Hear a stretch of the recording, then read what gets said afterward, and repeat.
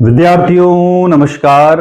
हम इस वीडियो के माध्यम से जिस टॉपिक को या हम कह सकते हैं कि जिस सिलेबस के जिस टॉपिक को डिस्कस करने वाले हैं वो है आपके प्रथम वर्ष का पेपर है। बीएससी फर्स्ट ईयर का पेपर है, प्रथम वर्ष का पेपर है मध्य प्रदेश के कॉलेजों में पढ़ने वाले प्रथम वर्ष के विद्यार्थियों के लिए। और इस पेपर का नाम है एमडीसी यानी मल्टी डिसिप्लिनरी केमिस्ट्री यानी रसायन शास्त्र की यूनिट 2 को इस वीडियो लेक्चर के माध्यम से हम डिस्कस करने वाले हैं।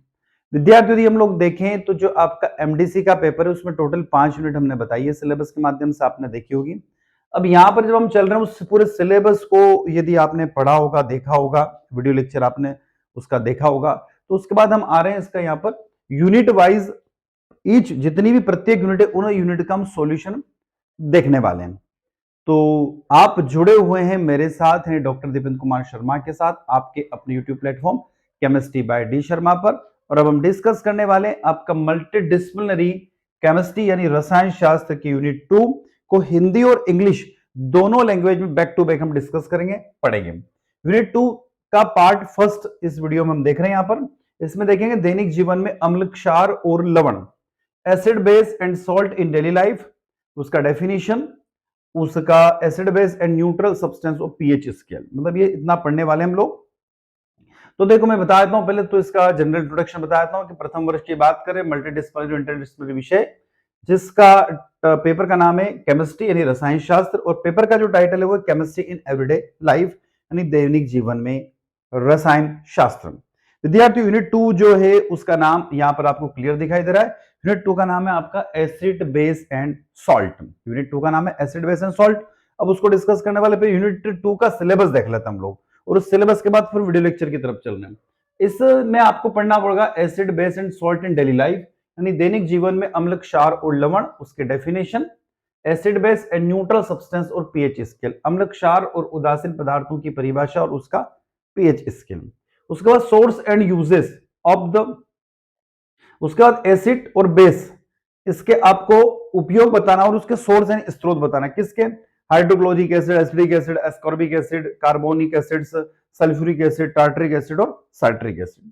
इसी प्रकार जब हम बेस की तरफ जाएंगे तो बेस में भी आपको सोर्स और यूजेस बताना होंगे, सोडियम हाइड्रोक्साइड के, मैग्नीशियम हाइड्रोक्साइड के, कैल्शियम हाइड्रोक्साइड के और अमोनिया के। और सॉल्ट में इसी प्रकार हम पढ़ेंगे sodium fluoride, sodium chloride, sodium carbonate, sodium bicarbonate, copper sulphate, alum, calcium carbonate और अमोनियम क्लोराइड्स, इनके सोर्स यानी इनके स्रोत और इनके उपयोग। तो ये आपकी पूरी यूनिट दे रखी है। इस यूनिट में हम सबसे पहले आगे हम एसिड के पास में, जो हमारा पहला टॉपिक है, पहला टाइटल एसिड। तो एसिड होते क्या है? तो विद्यार्थियों अम्ल शब्द लैटिन शब्द एसिड या एसिड से लिया गया है। इससे एसिड्स या एसिड से लिया गया है। तो the word acids is derived from the Latin word acids और एसिड्स व्हिच मींस सोर। क्या होता है? जिसका अर्थ क्या होता है? स्वाद में क्या होना? खट्टा होना। ऐसे पदार्थ जिनको हम डेली लाइफ में इस्तेमाल करते हो जो स्वाद में खट्टे होते हैं, सोर होते हैं, वो सब क्या कहलाते हैं? एसिड। इनका सबसे आम गुण होता है कि इनका स्वाद खट्टा होता है। There is the most common property is there sour taste. और एक और खास बात आप याद रखिएगा, ये नीले लिटमस पत्र को लाल कर देते हैं। It turn blue litmus paper two red. ये आप छोटी क्लासों में पढ़कर आए हो, 9वीं 10वीं 11वीं 12वीं में आपने चीज को पढ़ा है। अब बेस क्या होता है? तो बेस यानी क्षारों की सबसे आम विशेषता होती है कि उनका स्वाद जो होता है वो कड़वा होता है और साबुन जैसा एहसास होता है। जब उनको टच करते, जब उनको महसूस करते, उनको हाथ लगाते हैं तो ये हमारे क्या होते हैं? साबुन जैसा उनमें एहसास होता है। The most common characteristics of alkalis in their bitter taste and सोपी फील्स। क्षार लाल लिटमस पत्र का नीला रंग कर देते हैं, यानी कि alkali turn red litmus to blue. तो देखो दोनों में अंतर आ गया समझ में आपको कि एसिड क्या होते हैं? जो ब्लू लिटमस को रेड कर देते हैं, और बेस क्या होते हैं? रेड लिटमस को ब्लू कर देते हैं। अब यहां पर कुछ वैज्ञानिकों द्वारा जो परिभाषा दी गई उन डेफिनेशंस को हम देख लेते हैं। अरिनियस ने क्या कहा? अरिनियस ने कहा है, डेफिनेशन की बात करें तो डेफिनेशन अरिनियस की दे रखी है कि एक पदार्थ जो जली विलयन में घुलने पर H पॉजिटिव आयन को उत्पन्न करें, यानी ऐसा पदार्थ जो हमने क्या किया? वाटर में हमने सोल्यूबल किया, तो जैसे वाटर में सोल्यूबल करते हैं तो it's donate H positive ion. जो क्या डोनेट कर दे? H पॉजिटिव आयन डोनेट कर दे। उसको हम लोग क्या बोल सकते हैं? उसको हम लोग एसिड बोलेंगे। क्या बोलेंगे विद्यार्थियों? उसको एसिड बोलेंगे। ठीक है, जैसे हाइड्रोक्लोरिक एसिड जल में यदि वाटर में डिसॉल्व करते हैं तो वो क्या होता है, हाइड्रोक्लोरिक एसिड को वाटर में आप डिसॉल्व करते हो तो ध्यान रखिएगा वो H पॉजिटिव और Cl नेगेटिव में कन्वर्ट हो जाता है, हम अच्छे से जानते हैं। अब बात है बेस के बारे में बात करते हैं कि बेस क्या होते हैं। तो अरेनियस के अकॉर्डिंग बेस होते हैं कि ऐसे पदार्थ, ऐसे सब्सटेंस जो वाटर में डिसॉल्व करने पर, पानी में घुलने पर क्या दे देंगे, तो पानी में घुलने पर OH नेगेटिव आयन दे देते हैं। तो a substance that produce OH negative ion when the dissolve in an aqueous solution, पानी में घोलने पर वो क्या करते हैं, OH नेगेटिव आयन को डोनेट कर देते हैं। अब उदाहरण के लिए एग्जांपल दिया हुआ NaOH सोडियम हाइड्रोक्साइड जल में वियोजित होकर Na पॉजिटिव और OH नेगेटिव आयन बनाते हैं। ये रिएक्शन में हमने लिख रखी NaOH, Na पॉजिटिव और OH नेगेटिव। तो अरेनियस ने क्या कहा, आप लोगों को क्लियर हो गया। अरेनियस ने कहा कि जिसको हम पानी में डिसॉल्व करेंगे, पानी में घोलेंगे, पानी में घोलने पर, पानी में डिसॉल्व करने पर जो H पॉजिटिव आयन यानी प्रोटॉन को डोनेट कर दे वो एसिड, और जो OH नेगेटिव आयन को डोनेट कर दे वो क्या कहलाएगा, बेस कहलाएगा। क्लियर हो गया आपको। आगे चलते हैं, यहां पर कुछ कॉमन एसिड और बेस मैंने बताया हुआ है, तो देखिएगा कुछ कॉमन एसिड और बेस यहां पर आपको दिखाई दे रहे हैं। ठीक है, कुछ कॉमन एसिड और बेस के बारे में बात कर रहे हैं हम लोग। तो आपको यहां पर एक चार्ट दिखाई दे रहा है एसिड के बारे में। देखो कौन कौन सा एसिड है, तो हाइड्रोक्लोरिक एसिड, सल्फ्यूरिक एसिड और नाइट्रिक एसिड। ठीक है, और बेस में सोडियम हाइड्रोक्साइड, पोटेशियम हाइड्रोक्साइड और कैल्शियम हाइड्रोक्साइड, इस तरीके से हो जाएगा। तो इसको आप नोट डाउन कर लीजिएगा। आगे चलते हैं, अब आते हैं ब्रोंस्टेड और लोरी का अम्ल क्षार सिद्धांत। ब्रोंस्टेड लोरी एसिड बेस प्रिंसिपल, उसके बारे में हम डिस्कस कर लेते हैं। तो 1923 में ब्रोंस्टेड और लोरी ने यौगिकों की प्रोटॉन डोनर कैपेसिटी के बेसिस पर, प्रोटॉन दान करने की क्षमता या प्रोटॉन ग्रहण करने की क्षमता के आधार पर अम्लों और क्षारों की परिभाषा विकसित की। In 1923, Bronsted and Lowry developed definition of acid and base on the ability of compound to donate protons और accept proton। मतलब वो ने क्या बताया ब्रोंस्टेड और लोरी ने, या तो प्रोटॉन डोनेट करेगा या प्रोटॉन एक्सेप्ट करेगा, यानी H पॉजिटिव। अब वो कौन होते हैं, देखो यहां देखें, इस सिद्धांत में अम्ल वे पदार्थ होते हैं, इस सिद्धांत में अम्ल वे पदार्थ होते हैं जो प्रोटॉन को दान कर देते हैं। ठीक है, and this theory acids are the substance that donate protons, जो क्या कर दें, H पॉजिटिव आयन को क्या कर दें, जिसमें दान देने की क्षमता और डोनेट करने की क्षमता या दानी होती हो, तो दो डोनर हो गया, तो क्या कहलाएंगे, एसिड। और आगे देखो, जबकि क्षार वे पदार्थ होते हैं जो प्रोटॉन क्या कर लेते हैं, ग्रहण कर लेते हैं। तो but base are the substance that accept proton, तो ऐसे पदार्थ जो प्रोटॉन यानी H पॉजिटिव को क्या कर रहे हैं, एक्सेप्ट कर रहे हैं, वो सब क्या कहलाएंगे, बेस कहलाएंगे। आ रहा समझ में आपको। तो एसिड क्या हो गए, किसके अकॉर्डिंग, ब्रोंस्टेड लोरी की बात कर रहा हूं। इससे पहले मैंने अरेनियस पढ़ाया, उससे पहले नॉर्मल कॉन्सेप्ट पढ़ा एसिड और बेस का। नॉर्मल कॉन्सेप्ट, स्वाद में खट्टे होते हैं, ठीक है, हमने पढ़ा है, लिटमस वाला टेस्ट देखा है। ठीक है, उसके बाद हमने यहां पर बात करी अरेनियस की, और अब आ गए हम ब्रोंस्टेड और लोरी के पास में। आगे देखें, एक यौगिक जो ब्रोंस्टेड लोरी अम्ल और क्षार दोनों के रूप में एक साथ कार्य करता है उसे उभयधर्मी कहते हैं। A compound that acts simultaneously as the both a Bronsted Lowry acid and base, it calls amphoterics। देखो क्या है, अब यहां पर देखिएगा समझ में आ जाएगा। HCl एक्वस यदि सॉल्यूशन है तो वो आपके लिए क्या है, एक एसिड है, ध्यान रखिएगा। और NH3 क्या हो गया, एक बेस है। क्यों है विद्यार्थियों, क्योंकि इसने इस प्रोटॉन को डोनेट किया और इस हाइड्रोजन को एक्सेप्ट किसने किया, इस NH3 ने किया। तो ये किसमें कन्वर्ट हो गया, NH4 में, और ये किसमें कन्वर्ट हो गया, Cl नेगेटिव में। तो ये आपका एसिड और ये बेस है। अब उल्टा चलेगा, यहां पर ये जो है ये आपका एसिड कहलाएगा और ये आपका क्या कहलाएगा, बेस कहलाएगा। आ रहा समझ में आपको। तो यहां हाइड्रोक्सिल अम्ल एक एसिड है जबकि अमोनिया एक बेस है। फिर देखो आगे, यह हाइड्रोक्सिल अम्ल एक एसिड है जबकि अमोनिया एक बेस है। ठीक है, फिर हाइड्रोक्लोरिक एसिड एक प्रोटॉन डोनेट करता है जबकि अमोनिया उस प्रोटॉन को एक्सेप्ट कर लेता है। ठीक है, इसके अतिरिक्त Cl नेगेटिव को एसिड HCl का कंजुगेटेड बेस और NH4 पॉजिटिव को कंजुगेटेड एसिड बोलते हैं। मैंने अभी आपको बताया इसे ऊपर कि इसको हम लोग बोलेंगे कंजुगेटेड एसिड और इसको बोलेंगे कंजुगेटेड बेस कहेंगे। संयुग्मी क्षार और संयुग्मी अम्ल, सॉरी संयुग्मी अम्ल और संयुग्मी क्षार कहा जाता है। जिसके ऊपर पॉजिटिव चार्ज है वो एसिड, जिसके ऊपर नेगेटिव चार्ज है वो बेस। ये कौन कह रहा है, ये ब्रोंस्टेड और लोरी कहना है। अब देखो कुछ यूजेस ऑफ एसिड हमारे दैनिक जीवन में बात कर लेते हैं। इस पिक्चर में आपको समझ में आ जाएगा हमारे डेली लाइफ में कौन से एसिड और बेस का हम इस्तेमाल करते हैं। तो देखो सबसे पहले हम बात करते हैं कार्बोनिक एसिड। ठीक है, जितने भी कोल्ड ड्रिंक्स होते हैं उनके अंदर कौन सा एसिड पाया जाता है, कार्बोनिक एसिड। जो हमारे घर में इन्वर्टर की बैटरी है या फिर टू व्हीलर फोर व्हीलर में जो बैटरी होती है ना, ठीक है, उस बैटरी के अंदर जो एसिड होता है उसमें सल्फ्यूरिक एसिड होता है। उसके बाद वाइन के अंदर यानी शराब के अंदर जो एसिड होता है उसका नाम है टार्टरिक एसिड। इसके बाद नाइट्रिक एसिड क्या किसमें होता है, फर्टिलाइजर्स जितने भी खाद होते हैं, उर्वरक होते हैं, उनमें क्या होता है, फर्टिलाइजर में नाइट्रिक एसिड होता है। हाइड्रोक्लोरिक एसिड हमारे कहां होता है, स्टोमच में होता है, जो हमारे खाने को डाइजेस्ट करता है। कौन होता है, हाइड्रोक्लोरिक एसिड। उसके बाद सैलिसिलिक एसिड जो होता है वो एस्प्रिन नामक जो टैबलेट्स आती हैं, ठीक है, उसके अंदर क्या होता है, सैलिसिलिक एसिड्स होता है। और विनेगर के अंदर एसिडिक एसिड होता है। फ्रूट के अंदर नींबू, लेमन, संतरा है ना, जिसको बोलते हैं हम लोग, साइट्रिक एसिड होता है उसके अंदर। और लेब के अंदर भी एसिड का इस्तेमाल किया जाता है, तो आप इसको नोट डाउन कर लीजिएगा। अब आ रहा हूं मैं बेस के पास में। सोडियम हाइड्रोक्साइड किसमें, साबुन के अंदर होता है, ठीक है। सोडियम कार्बोनेट डिटर्जेंट यानी वॉशिंग पाउडर के अंदर होता है। सोडियम बाइकार्बोनेट बेकिंग सोडा, हमारे घर में खाने का मीठा सोडा, वो क्या है, सोडियम बाइकार्बोनेट है। उसके बाद कैल्शियम हाइड्रोक्साइड सीमेंट के अंदर होता है। अमोनिया फर्टिलाइजर के अंदर होता है। और मैग्नीशियम हाइड्रोक्साइड जो इनो होता है यानी कि एंटी एसिड का इस्तेमाल जहां पर होता है उसमें मैग्नीशियम हाइड्रोक्साइड होता है।